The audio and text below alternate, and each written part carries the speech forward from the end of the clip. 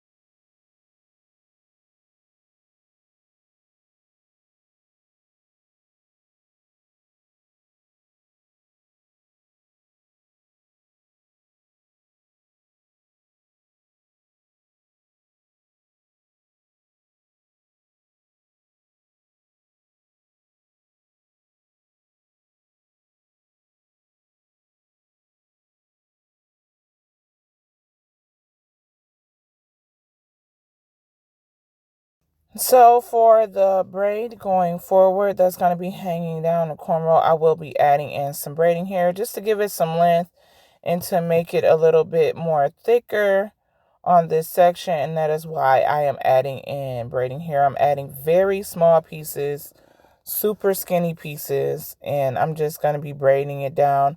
I don't want this braid too thick because I want to be able to fit the beads on the ends of this braid. If it's too thick, the beads will not fit onto the braid. So be mindful of that when adding beads to any hairstyle, but especially this one. If you want to use medium size, small beads, you want to make sure that your cornrow isn't super thick, leading to the bottom part of the braid where the beads will be sitting.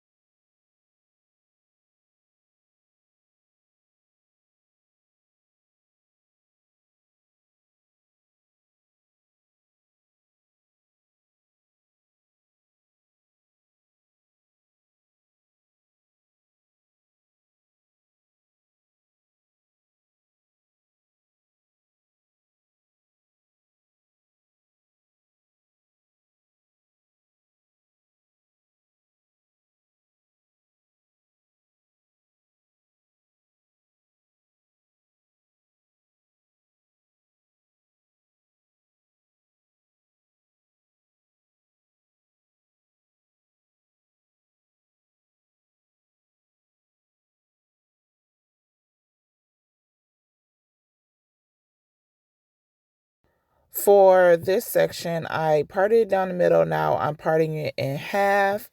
And for each, it should be 4 sections. So each section should have 3 cornrows meeting into the middle, which you will be seeing me do. I hope this all makes sense.